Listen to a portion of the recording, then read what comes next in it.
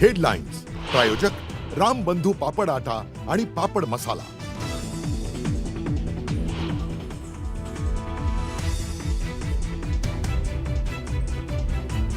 रोहित पवारांनी दिल्लीत खासगी गुप्तहेरांची भेट घेतली. दादांचा अपघात की घातपात, लवकरच सत्य समोर आणणार.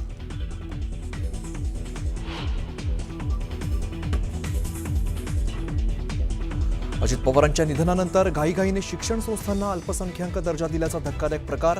75 शाळांना घाईघाईने अल्पसंख्याक दर्जाची खिरापत, आर्थिक गैरव्यवहार झाल्याचा आरोप.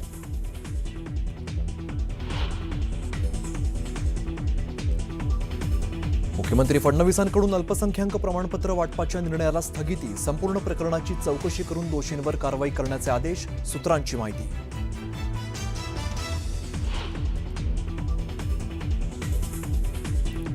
मुंबई महापालिकेच्या विरोधी पक्षनेतेपदी किशोरी पेडणेकर. शिवसेना उभाटाला विरोधी पक्षनेतेपद.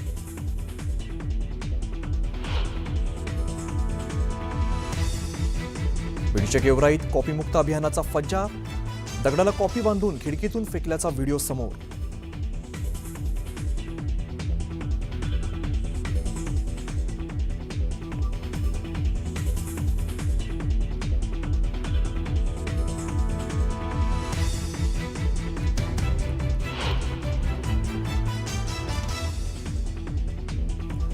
महाराष्ट्राचा तालिबान करण्याचा मुख्यमंत्री फडणवीस आणि भाजपाचा प्रयत्न. न्यूज 18 मराठीच्या मुलाखतीत हर्षवर्धन सपकाळ यांचा गंभीर आरोप.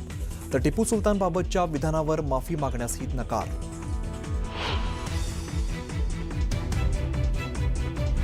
दिग्दर्शक रोहित शेट्टीच्या घरावर गोळीबार करणाऱ्या आरोपीला राजस्थानमधून अटक.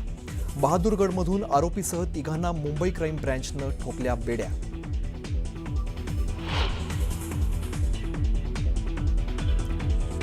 आणि सोनसंधीच्या भावात पुन्हा घसरण. लग्नसराईसाठी सोनं खरेदी करणाऱ्या ग्राहकांना दिलासा.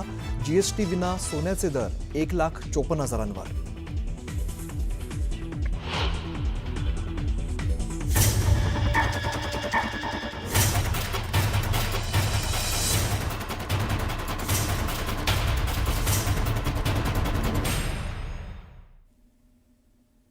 मुलुक महाराष्ट्रामध्ये सगळ्यांचं स्वागत. नमस्कार, मी अमित कत्रे.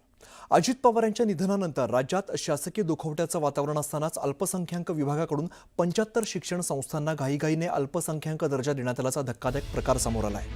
विशेष म्हणजे अजित पवार यांच्या अपघाती निधनानंतर अवघ्या काही तासामध्येच ही प्रमाणपत्र देण्यास सुरुवात झाल्याचं उघड झालेलं आहे. विशेष म्हणजे ओदारच्या 25 शाळांना तर सेंट झेवियर्सच्या 5 शाळांना अल्पसंख्याक शाळेचा दर्जा देण्यात आलाय. तर मागील वर्षी ऑगस्ट महिन्यापासून अल्पसंख्याक दर्जाची प्रमाणपत्र देण्यास स्थगिती देण्यात आलेली होती.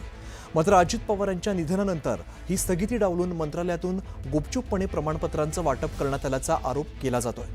धक्कादायक बाब म्हणजे पहिलं प्रमाणपत्र 28 जानेवारी रोजी अजित पवार यांच्या अपघाताच्या त्याच दिवशी दुपारी 3:09 देण्यात आलंय. राज्यात शासकीय दुखवटा सुरू असताना मंत्रालयात ही प्रक्रिया कशी आणि कोणाच्या आदेशाने राबवली गेली असा सवाल उपस्थित होतोय. यामागे मोठा आर्थिक गैरव्यवहार झाल्याचा आरोप युवक काँग्रेसचे सरचिटणीस अक्षय जैन यांनी केलाय. दरम्यान या सगळ्या 4 दिवसांमध्ये 75 प्रमाणपत्रांचं वाटप करण्यात आलेलं आहे. अल्पसंख्याक विभाग हा अजित पवारांकडे होता. 28 जानेवारीला अजित पवारांचं निधन झालं. निधनानंतर 3 दिवसांचा शासकीय दुखवटा पाळण्यात आलेला होता. 28 जानेवारीला एकूण 7 संस्थांना प्रमाणपत्र देण्यात आलं. तर 29 आणि 30 जानेवारीला मोठ्या शिक्षण संस्थांना प्रमाणपत्र दिलं गेलं. रविवारी 1 फेब्रुवारीला कोणतंही प्रमाणपत्र देण्यात आलेलं नाहीये. तर 2 फेब्रुवारीला पुन्हा अनेक शाळांना अल्पसंख्याक दर्जा देण्यात आला. फक्त 4 दिवसांमध्ये तब्बल 75 प्रमाणपत्रांचं वाटप करण्यात आलंय. तर 75 पैकी 25 शाळा या पोदार इंटरनॅशनल स्कूलच्या आहेत. सेंट झेवियर्सच्या 5 शाळांना अल्पसंख्याक दर्जा देण्यात आलाय.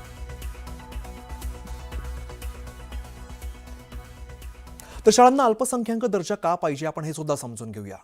तर अल्पसंख्याक शाळांना आरटीई कायदा लागू होत नाही. 25% गरीब विद्यार्थ्यांच्या प्रवेशाचं बंधन राहत नाही. शिक्षकांसाठी टीईटी परीक्षा बंधनकारक नाहीये.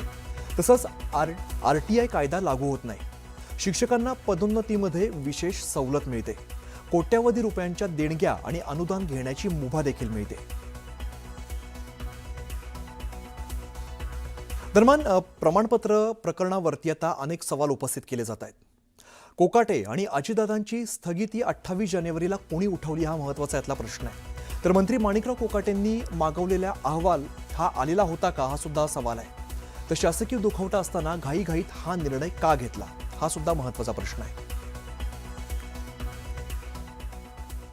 या प्रकरणामध्ये मोठा घोटाळा झाल्याचा आरोप युवक काँग्रेसचे सरचिटणीस अक्षय जैन यांनी केला आहे.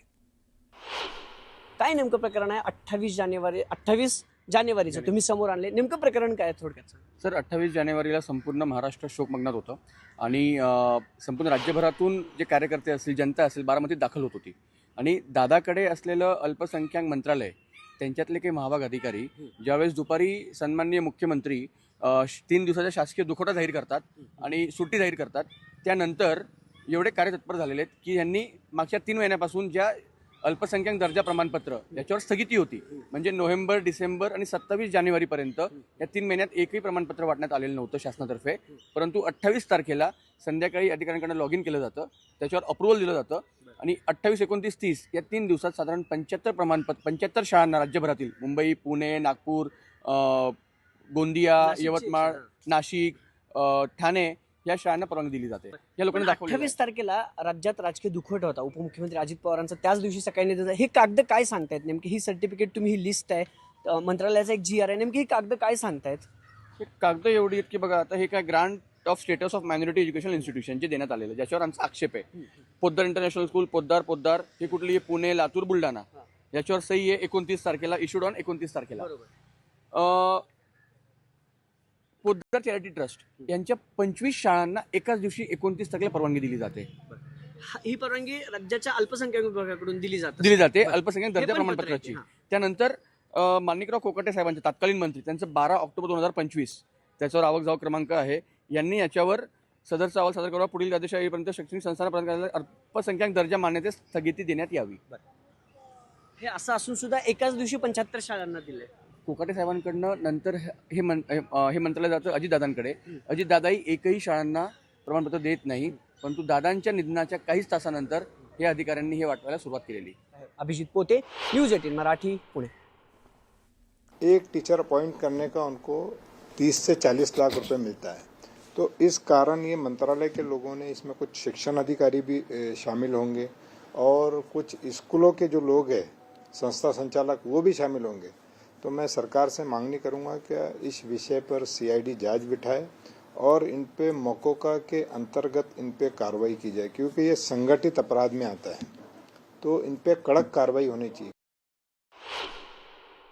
अशा प्रकारची चौकशी आहे. याला तर टाळूवरचं येताच्या टाळूवरचं लोणी खाणं हा शब्दशः हा प्रकार आहे.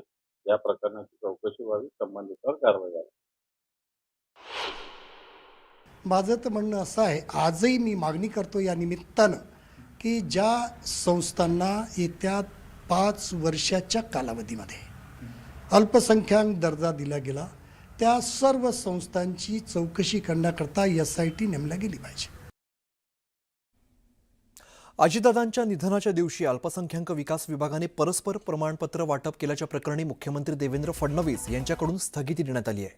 संपूर्ण प्रकरणाची चौकशी उच्चस्तरीय अधिकाऱ्यांकडून करा आणि दोषींवरती कारवाई करा असे आदेश मुख्यमंत्र्यांनी दिल्याची सूत्रांची माहिती आहे.